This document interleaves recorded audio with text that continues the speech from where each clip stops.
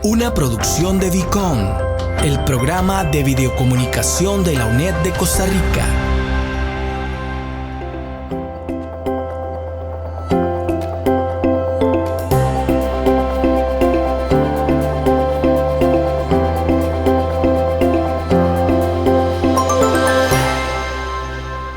¿Cómo aplicar los principios de la psicología a la administración educativa? Si sos estudiante o trabajás en docencia o administración educativa, en este video vas a poder encontrar reflexiones sobre la psicología aplicada a la administración educativa. Y en particular comentaremos sobre experiencias en Costa Rica. Le damos la bienvenida desde la Universidad Estatal a Distancia de Costa Rica, la Escuela de Ciencias Sociales y Humanidades y la Cátedra de Psicología Educativa. Mi nombre es Luis Antonio Madrid Bermúdez, soy profesor de la Cátedra de Psicología Educativa y seré su conductor en este espacio que hemos preparado en conjunto con el programa de videocomunicación de la UNED, Vicom. De paso les recordamos seguir las cuentas de Vicom tanto en Facebook como en YouTube, donde podrá encontrar material de su interés en temas de psicología, docencia y otras áreas de conocimiento que desarrolla la UNED. Ahora sí, vamos a entrar en materia.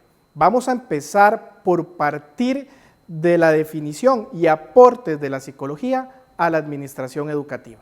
Podemos decir que en la administración educativa, la psicología aporta desde dos ramas principales, la psicología organizacional y la psicología educativa. La psicología organizacional es una disciplina científica que se enfoca en el estudio del comportamiento humano en el contexto laboral y organizacional. Las personas administradoras educativas pueden encontrar en la psicología organizacional valiosas herramientas para sus labores, por ejemplo, de selección y evaluación de personal, para lograr motivar y propiciar el compromiso y así también aportar a la satisfacción laboral, al desarrollo de liderazgos y la acertada toma de decisiones. También trabajan para diseñar y evaluar programas de capacitación y desarrollo de habilidades, así como para mejorar el diseño de los lugares de trabajo y los sistemas de gestión de los y las docentes. Además, también se utiliza para entender el comportamiento humano en el trabajo y mejorar la eficacia de los centros educativos desde la adecuada gestión del talento humano. Por otra parte, la psicología educativa busca entender la conducta, comportamiento y el proceso de aprendizaje de cada estudiante respetando su individualidad y enfoque como un ser biopsicosocial, así como el ritmo de aprendizaje, entorno sociocultural, donde se desenvuelve y de qué manera influyen estos factores en el desarrollo del pensamiento, personalidad y aprendizaje de cada ser humano a lo largo del proceso del ciclo vital y su trayectoria académica. Las personas administradoras educativas, como los directores o directoras de escuela y colegios, utilizan la psicología educativa para mejorar el rendimiento académico de los y las estudiantes, así como el ambiente de aprendizaje en los centros educativos. La psicología educativa también puede ayudar a identificar los rasgos y habilidades que requiere el perfil docente idóneo, diseñando programas de formación que permitan el desarrollo de estas habilidades. También pueden utilizar la psicología educativa para evaluar el progreso del estudiantado, diseñando programas de apoyo para quienes necesitan alguna ayuda adicional. La psicología educativa puede proporcionar herramientas y estrategias para evaluar el aprendizaje del estudiantado, así como técnicas para identificar y ayudar a quienes tengan dificultades de aprendizaje o necesidades educativas especiales. Ahora vamos a profundizar sobre la experiencia de la aplicación de la psicología con profesionales en el área que han desempeñado funciones de gestores educativos. Contamos con la participación del máster Aarón Castillo, quien es psicólogo y administrador educativo. Tiene 11 años de experiencia como administrador educativo. También ha desempeñado labores como profesor universitario y desde el año 2020 labora como tutor de la UNED en la Cátedra de Psicología Educativa. Actualmente está en proceso de la tesis doctoral en administración educativa. Aarón, desde su experiencia como director, ¿cuáles serían esos consejos claves para ejercer un buen liderazgo en un centro educativo? Bueno, Luis, muchas gracias por la pregunta y por el espacio. Consejos, a montones, podríamos dar muchos consejos, y hablar de liderazgo es un tema rotundamente complejo, complicado, por el hecho de que no hay una forma de definir cómo es ser un buen líder en un centro educativo. No, aquí no se podría aplicar ese dicho popular que nos dice que lo que es bueno para el pato es bueno para la pata, porque cada cosa es diferente. Quisiera nada más como aclarar algún aspecto que a mi concepto es elemental que usted tenga en mente. Cuando hablamos de liderazgo, siempre escucha uno las frases trilladas de que el líder no dice hagan si no hagamos. El líder es el primero que está. El líder se arremanga las mangas de la camisa y se pone a trabajar. Y siempre gira en torno del líder. Líder por aquí, líder por allá. El líder tiene seguidores. Esa palabra, incluso seguidores, me suena un poquito grosera porque me da la impresión como un grupito de borregos que van atrás de. Creo que el primer consejo que yo daría sería: ok, usted sea consciente de qué tipo de liderazgo tiene usted, dónde tiene usted más habilidades. Yo, por mi forma de ser, por mi formación como psicólogo, que al final de cuentas siempre impera, soy un estilo más de conversar, ir donde la persona, hablar, dialogar acerca de X o Y circunstancia, buscar la conciliación o tratar de buscarle dónde está sucediendo ese error. Ese es mi estilo, ya yo lo tengo más que identificado, pero más que eso, más que centrarme en mi estilo, lo cual es muy importante ser consciente de, quiero aclararlo otra vez, el primer consejo que yo le daría a las personas que están en un puesto como estos, que ya tienen sus armas hechas o que están dando esos inicios, es qué tipo de liderazgo necesita ese centro educativo. Y esto puede ser un poquito hasta impopular, porque de pronto te encuentras con un centro educativo que está en un punto de ingobernabilidad. Y seamos claros y seamos francos cuando hablamos las cosas. ¿En qué sentido? Roces entre personal, hay un mal manejo financiero o no hay plata siquiera, rendimiento académico por los suelos, promociones desastrosas, altos niveles de deserción escolar, alta rotación de ausentismo, alta rotación de personal, ausentismos del personal docente, en fin, una serie de problemas que por ahí nos podrían complicar demasiado la existencia. Y ahí en ese momento usted no ocupa ser un líder, necesita ser un administrador de libreto, hacer los procesos administrativos que tenga que hacer, si tiene que hacer un asunto disciplinario, hacerlo, tomar las decisiones drásticas y eventualmente, conforme ese centro educativo empiece a acomodarse como de una manera muy popular, pues ya empezamos a cambiar nuestra forma de ser. ¿Por qué pongo este ejemplo? Porque cuando estamos y queremos aplicar un estilo de liderazgo propio para todos, nos vamos a meter en problemas. Empezaba yo a trabajar cuando trabajé en un centro educativo, pasé de un colegio diurno a un CINDEA, y yo quise cerrar los portones y que no me salía nadie porque en el día hay que hacerlo así por el tema de las personas menores de edad. Ese día me quedaron una celosía los estudiantes. Soy consciente que hay que pues hacer frente a las situaciones, pero lo que me di cuenta fue de que estaba tratando a los estudiantes a los estudiantes adultos que estaban en el CINDEA, que es Educación de Jóvenes y Adultos, de la misma manera que estaba tratando a los estudiantes que recién el año pasado había tenido en otro colegio que estuve trabajando. Eso era cuando era asistente de dirección.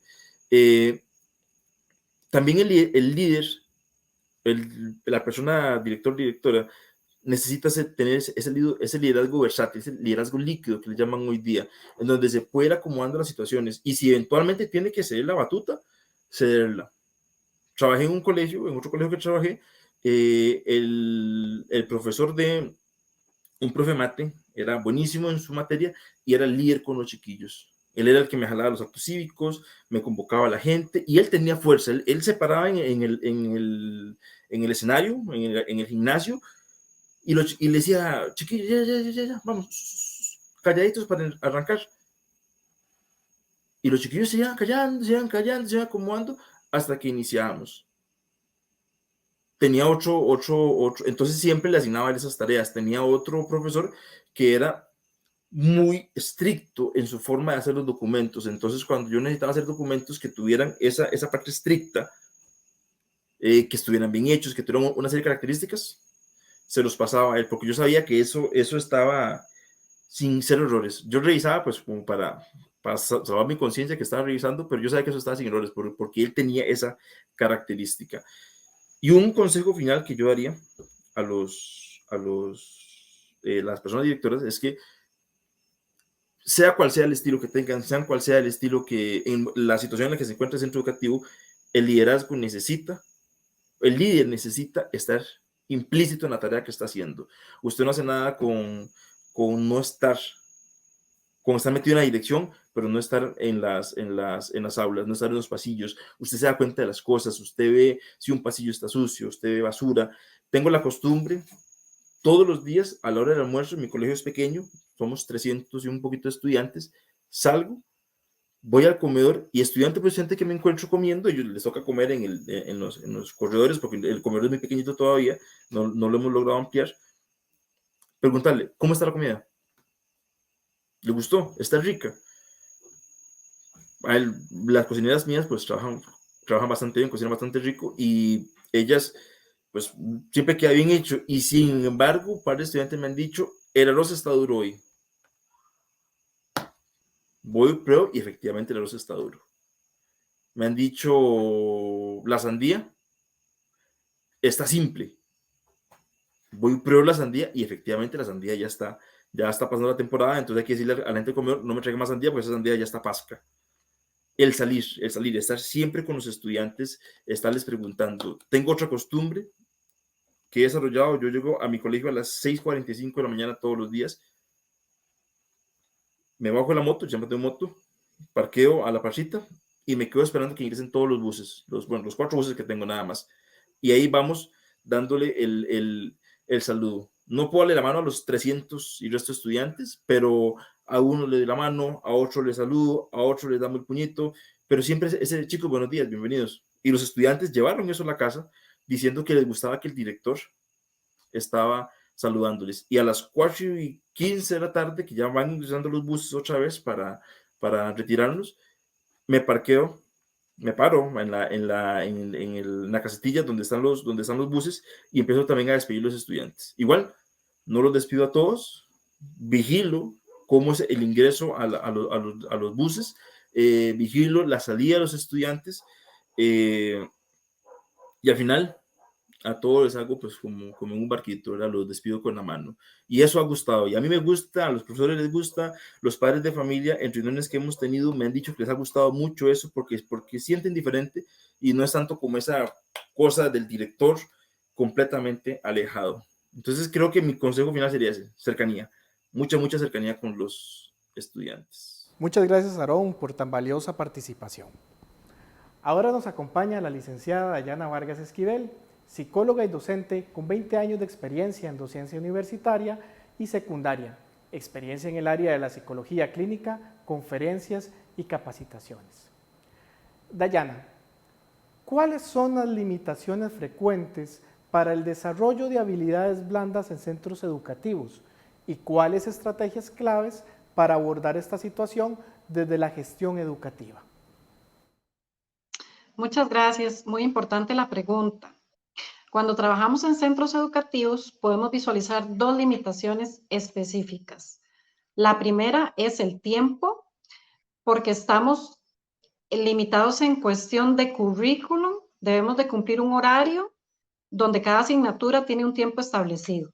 Entonces, en ocasiones es muy difícil romper con este currículum que ya ha sido creado para efectos de cumplirse con el programa que el Ministerio de Educación Pública exige.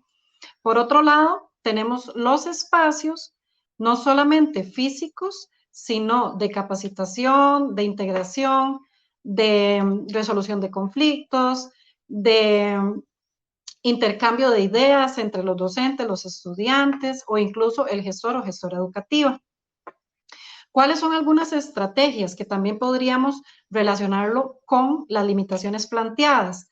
Las estrategias, en definitiva, tienen que estar enfocadas en permitir que hayan estos espacios que comentaba. Por ejemplo, en algún momento trabajé en el Ministerio de Educación Pública en un colegio específicamente sobre un programa que se llama Aulas de Escucha. Este programa intentaba disminuir la exclusión escolar. ¿Por qué hablamos de exclusión? Porque es el mismo sistema que no contiene al estudiante. Es el mismo sistema el que en ocasiones obliga al estudiante a dejar de estudiar. ¿Por qué?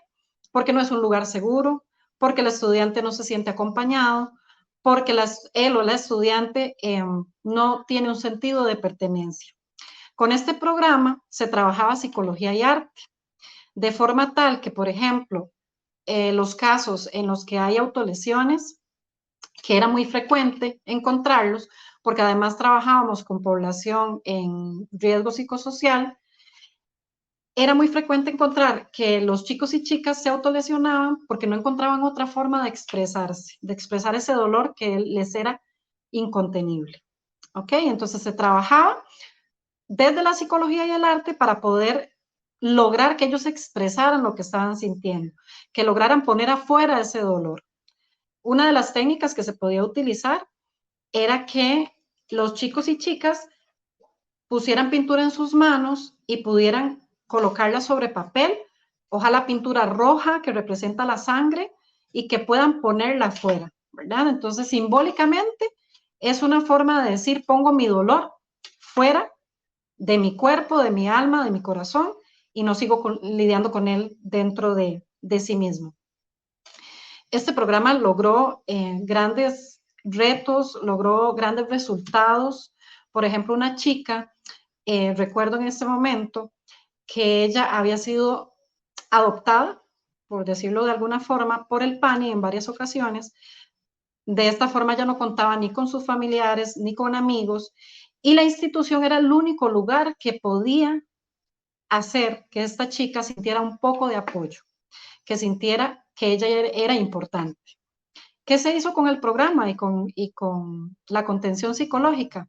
Que ella lograra entender que podía existir un espacio donde ella se podía expresar y no iba a ser juzgada, que eso también es muy importante.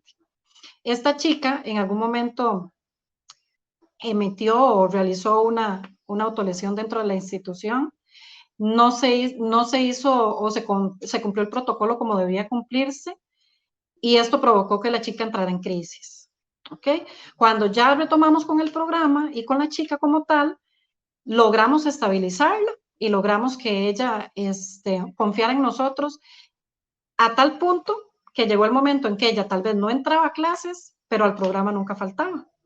Entonces vemos la importancia que existe tanto para estudiantes como para la institución como tal, porque de alguna forma sucede que las personas que trabajan en las instituciones educativas no saben cómo abordar estas situaciones, no saben cómo abordar estos problemas con los estudiantes y un programa como este puede lograr y puede contener de forma positiva a aquellos estudiantes que lo necesiten.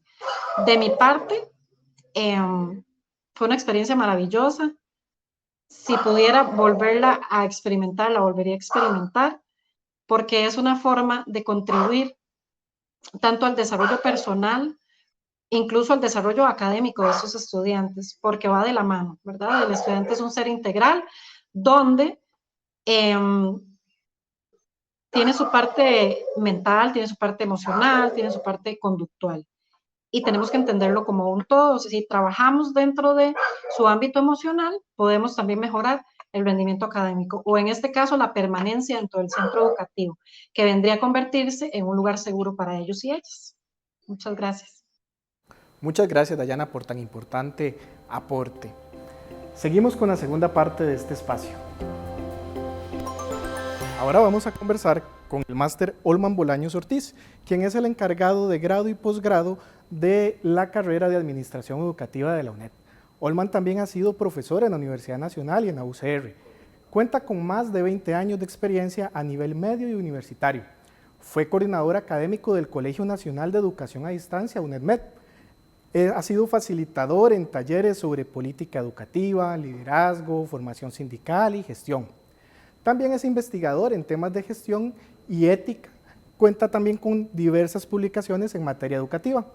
Con él queremos conversar sobre la importancia que tiene la vinculación de los centros educativos con el contexto social que los rodea. Muchas gracias, don Olman, por acompañarnos para iniciar este espacio. Quisiéramos conocer su opinión puntual sobre 2 preguntas que procedo a realizarle. Más allá de la tarea formativa que tienen los centros educativos, ¿cuáles son esos otros ámbitos de acción y participación social que pueden tener? Luis, en primera instancia agradecerte la invitación a este espacio y a la cátedra, ¿verdad? Y al equipo que está atrás de esta producción. Yo quisiera revertir la pregunta y más bien preguntarnos hasta qué punto las instituciones educativas, los equipos humanos en las instituciones educativas, pensando en el director, los docentes, la parte administrativa, realmente tienen una vinculación con las comunidades para que exista realmente participación. Y quisiera partir de algunos aspectos. Bueno, lo primero es curricularmente. Los currículos no salen ni emergen de las propias comunidades. Tenemos currículos estandarizados. Lo segundo, nuestro modelo educativo y a nivel de país, y cada vez más lo indica la OCDE, tiene que fortalecer la educación para el trabajo, competencias laborales. ¿Hasta qué punto estamos respondiendo a las comunidades?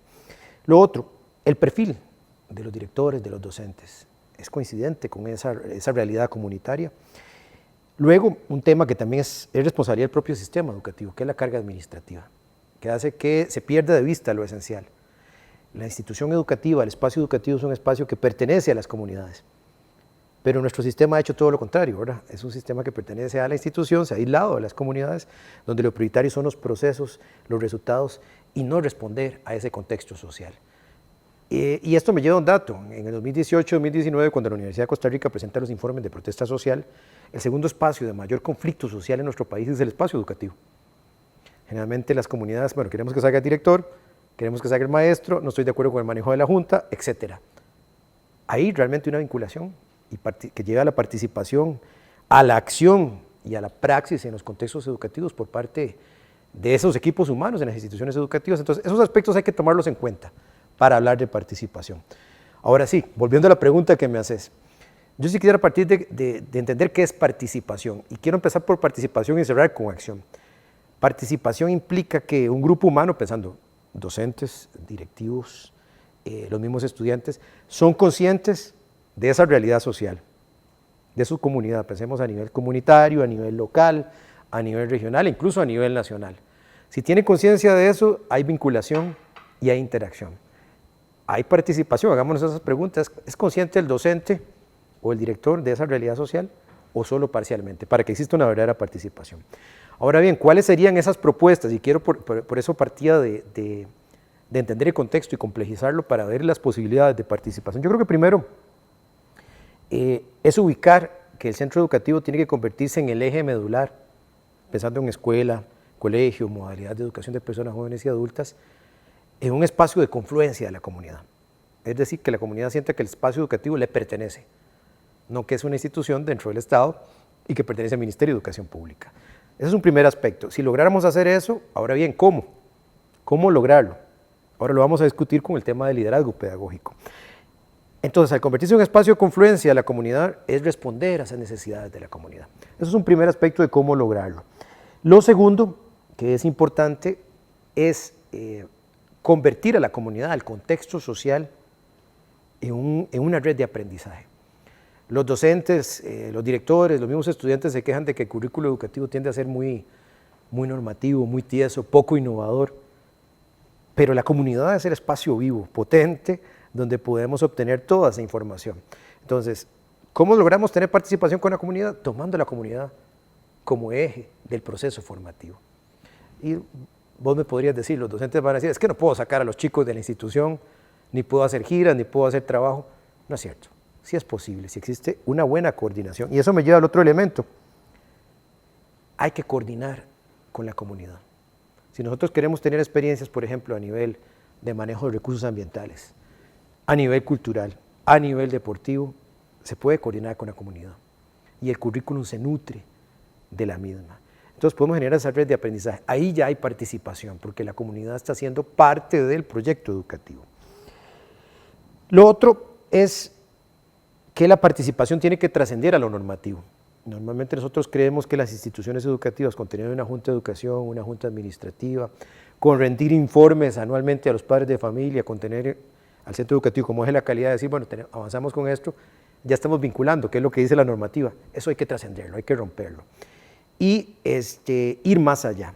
Y aquí tienen que jugar un papel importante el director y los docentes. Y tenemos que apostar a trascender más allá de la jornada de trabajo. Los directores y los docentes, bueno, me contratan por dar un horario y mi trabajo es en el aula. No puedo hacer más allá de eso. Hay que cambiar esa perspectiva. Porque si queremos una verdadera participación en la comunidad, tenemos que ir a la comunidad. ¿Y qué esperaríamos de los docentes? Bueno, que los docentes se integren en los comités cantonales, en las asociaciones. ¿Qué esperaríamos del director? Que el director esté vinculado a proyectos específicos con la municipalidad, con la asociación de desarrollo, enlazada. Ahí tenemos una participación. Esa participación va a hacer que los docentes y el director se nutran de esa realidad de las comunidades. Y eso va a nutrir el currículum. Y eso nos va a llevar a nosotros a que tengamos una verdadera vinculación. Otra cosa que creo que es importante que llegue al nivel de participación sería con experiencias no formales. ¿A qué me refiero con esto? Nuestro país tiene una gran cantidad de personas que no tienen la secundaria ni la primaria completa. Hay una gran cantidad de personas que no tienen un nivel de alfabetización tecnológica mínimo. Hay un desconocimiento en derechos. Las y los docentes, en general, el director, podrían convertir a la escuela como un espacio de formación, de discusión no formal. ¿Qué ocupamos acá? Pues mucha voluntad de los docentes y ver que la comunidad y el centro educativo son uno. Y el docente, yo no voy a trabajar si no me pagan eso. Es que ahí es donde está el tema de la participación. Porque si yo tengo conciencia de esa realidad, de la necesidad de esos grupos humanos, voy a tener estas iniciativas. Ese es un espacio lindísimo. Y sí se hace en nuestro país. Hay muchas instituciones y docentes que tienen la mística de tener esto. Y eso es liderazgo social. El otro punto donde podemos ver participación es el trabajo interinstitucional, el trabajo en red. ¿Qué significa esto? Si vivimos o tenemos una escuela, una institución educativa en una comunidad urbano marginal o una zona de menor desarrollo, pensemos en la periferia de nuestro país, zona norte, el Caribe, el Pacífico, con escuelas con población donde los chicos lo que comen es lo que comen en los comedores escolares. Si hacemos un trabajo en red con la municipalidad, con el PANI, con otras instituciones privadas y fortalecemos, más allá de darle eso a esos chicos, y la institución está haciendo o liderando procesos para darles oportunidades culturales, de desarrollo, con becas, con programas, estamos teniendo participación. Con esto lo que te quiero decir es que sí hay posibilidad de participación, pero esa participación se va a convertir en acción social, se va a convertir en praxis. Y aquí voy a tomar, que no es un concepto mío, es un concepto de Freire, ¿verdad? La acción como praxis transformadora. Es decir, hay participación, pero si se reflejan acciones puntuales en diferentes niveles, en diferentes espacios, y realmente incidimos en una transformación social. Y cierro con esto. Solo si tenemos conciencia de esa realidad social, puede haber participación y acción social. Y las instituciones educativas pueden hacerlo. Y quiero volver al inicio, cuando te revertía la pregunta, ¿verdad? El síntoma, la realidad de nuestro país es que la gente dice, bueno, no hay presupuesto, la infraestructura está en crisis, los servicios no son suficientes, tengo recargo de trabajo, se ve la imposibilidad. Pero en las comunidades está la posibilidad de resolver muchos de esos problemas si tenemos una verdadera vinculación, articulación y participación en esos espacios efectivos que existen. Si lográramos eso, no tendríamos el problema de apatía, de falta de ética o incluso de impotencia que tienen las nuevas generaciones, porque el currículum educativo se nutriría de la realidad social y responderíamos a esas necesidades específicas de las instituciones educativas. Y eso sería democratizar al contexto educativo. Te hago una respuesta muy general, ¿verdad? Pero sí es viable, sí es posible y sí es importante que establezcamos también las diferencias entre el ámbito rural y el ámbito urbano. En el espacio rural, la comunidad tiene más posibilidad de tener esa interacción que en el espacio urbano. Si yo me voy aquí al espacio urbano, en el centro de Alajuela, y tengo cada 2 kilómetros una institución educativa, es muy difícil ese nivel de participación. Y el reto es trascender esa participación dentro del aula, porque creemos que cumplir con lo que el ministerio nos dice, con lo que el sistema nos dice, es participar. Y con que los chicos terminen el año y darle continuidad al proceso educativo es suficiente. No, no es suficiente. Si queremos un liderazgo, vamos a decirlo, un liderazgo comunitario de la institución educativa en diferentes contextos. Muchas gracias, Olman, por la respuesta que nos das. Me parece muy interesante y muy acertada. Y me gusta mucho la idea que planteas cuando decís que son cambios que es cierto que no están dentro de lo que plantea el MEP como tal, pero que son posibles de hacerse, ¿verdad? Y que en gran parte dependen de un tema actitudinal, de un tema de cambio de paradigma, de pensamiento para poder lograr e incursionar en esa visión social que nos planteabas. Pero también me llamó mucho la atención cuando hablabas del liderazgo. Y sobre ese liderazgo quisiera que me comentaras o nos comentaras aquí cuál es justamente el rol que tendría el liderazgo pedagógico dentro de ese proceso de incursión social de los centros educativos. No, gracias, Luis. Sí, sí es importante y fundamental esto que tocas, ¿verdad? Es necesario ese cambio de paradigma en los procesos formativos, en los procesos de gestión y por supuesto en los procesos de liderazgo. Y desde ahí quiero partir de un elemento, ¿verdad? El liderazgo educativo es una práctica y tiene mucha relación con lo que planteabas al inicio, ¿verdad? Si queremos participación y acción social, tenemos que llevar a la práctica una serie de transformaciones en lo que hacemos cotidianamente en las instituciones educativas. Y lo otro importante en ese cambio de paradigma es que el liderazgo no puede estar o necesariamente asociado a que yo soy docente o soy director y ya soy líder, no. El liderazgo no está asociado a un puesto, si no hay prácticas. Es decir, usted puede ser director 30, 40 años en su vida, nunca fue líder. No necesariamente estar en un puesto de autoridad me implica eso ahí. Ahora bien, quiero partir de entender qué es el liderazgo pedagógico y voy a leer textualmente, pensando en Bolívar, uno de los principales teóricos, en este caso español, con respecto al liderazgo pedagógico. Bolívar nos dice que es la capacidad de ejercer influencia en otras personas y movilizar, ojo a esto, que eso es importante, mediante la organización a objetivos comunes. Es la influencia, esto es importante, el liderazgo es el grado de influencia que tenemos. El director, los docentes, estos con sus estudiantes, pero a su vez la institución educativa con su comunidad. Entonces, ahí está el liderazgo pedagógico. ¿Y cuál es el objetivo común? Fortalecer los aprendizajes, es decir, las capacidades, esa persona, ese ser humano que sale a nuestro sistema educativo con ciertas características, ojalá con una perspectiva humanista, reflexiva, crítica, con conocimientos de matemáticas, de literatura, etc. Ese es el resultado educativo. Ahí está el liderazgo pedagógico, pero tiene que influirse a toda la comunidad educativa. No es solo la responsabilidad del docente, no es solo la responsabilidad del director, sino que es una cosa en conjunto. En ese sentido, entonces, podemos decir que es necesario que la institución articule con la comunidad. ¿Y cuáles son esas prácticas formativas para el logro de esos resultados educativos? Una buena comunicación, qué es lo que se pretende en la institución con el currículo educativo, cómo se organiza, cómo se maneja, cómo interactúan los padres y la comunidad. Entonces, ahí vamos a tener una influencia. Si eso no se da, pues vamos a tener incidencia en esa calidad educativa.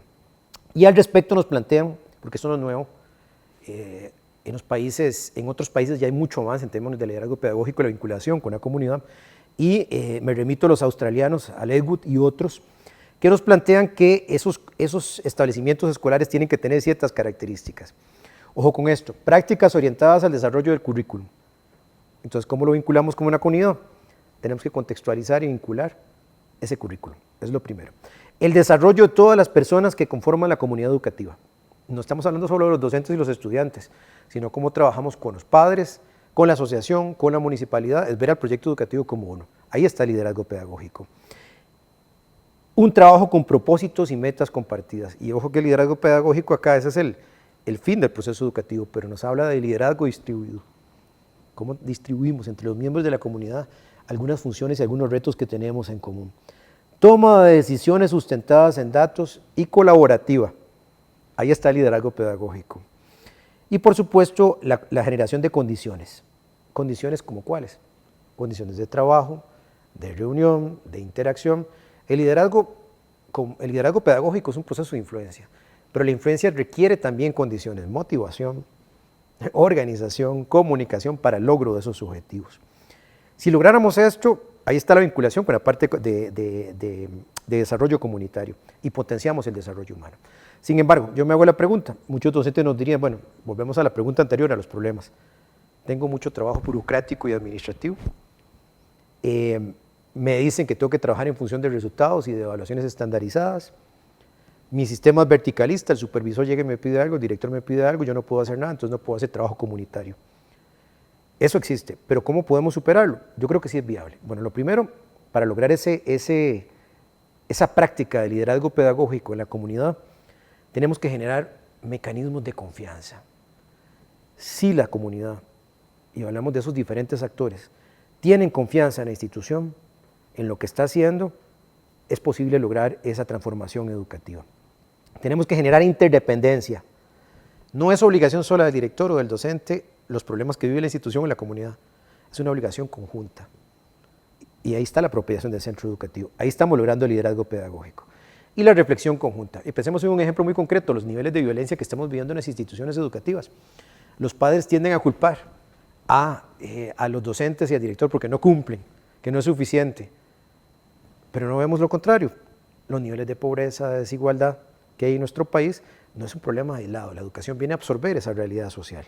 Entonces, si hay una lectura conjunta, podemos trabajar en liderazgo pedagógico.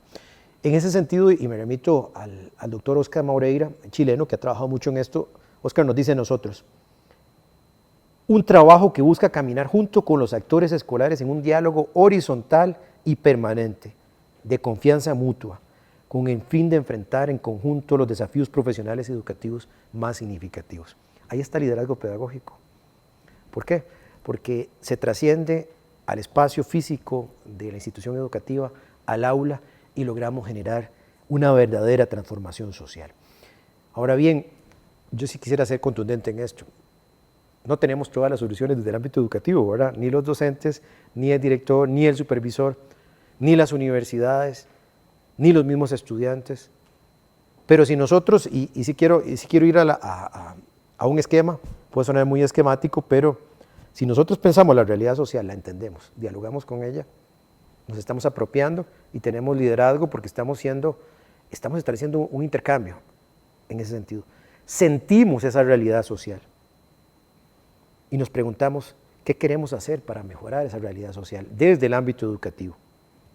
Ahí lo llevamos a la práctica con acciones concretas como las que ya mencionamos, el trabajo en red, el trabajo colaborativo, procesos no formales de formación y acompañamiento, y proyectamos una realidad social distinta. Ahí es donde estamos generando una verdadera transformación de nuestra realidad como país, de nuestra realidad como comunidades, a nivel local y a nivel nacional. Si lográramos eso, yo estoy seguro que muchos procesos en nuestro país cambiarían. Y esa imagen distorsionada que se tiene de que las instituciones educativas no dan resultados sería otra. Y nuestros chicos tendrían más vinculación con sus comunidades, porque tenemos un desapego, una pérdida de identidad con sus contextos inmediatos. Y eso es un reto que tenemos, y vuelvo a insistir con esto, no es un reto solo del director, que no es el líder, no es un reto de los docentes, es un reto del trabajo en equipo, de un liderazgo distribuido que permita esa verdadera comprensión de nuestra realidad social y avanzar a una sociedad más inclusiva, más justa y más representativa. Pero ves que el liderazgo pedagógico sí está presente. El liderazgo pedagógico no puede verse simplemente como el proceso educativo, sino que tiene que verse cómo incorporamos esa realidad social en el proceso educativo. Y el liderazgo pedagógico nos lleva a otras prácticas de liderazgo esenciales. Ahora bien, hay que cuestionarse, ¿quiere eso el sistema educativo? ¿Quieren eso el currículo oficial? Pues muchas veces no. Le toca desde una mirada muy crítica al docente, al directivo escolar decir qué requiere nuestra comunidad, qué requiere nuestro contexto inmediato donde estamos, para quién trabajamos, de quién es el espacio educativo. Eso tenemos que hacerlo. Que se hagan esa pregunta los docentes, los directivos escolares en cada uno de esos contextos. Pensando incluso en contextos interculturales, en contextos indígenas. ¿Qué requieren las comunidades indígenas? ¿El mismo currículo oficial o hay demandas específicas? ¿Qué requieren las instituciones educativas en zonas con población migrante? ¿Procesos de aculturación o requieren una respuesta distinta? Ese es el reto que tenemos desde fortalecer las prácticas de liderazgo educativo. Bueno, Ullman, muchísimas gracias por esa respuesta tan amplia y tan concreta a la vez, donde nos explicas muy claramente esta participación de ese liderazgo pedagógico dentro de la incursión social.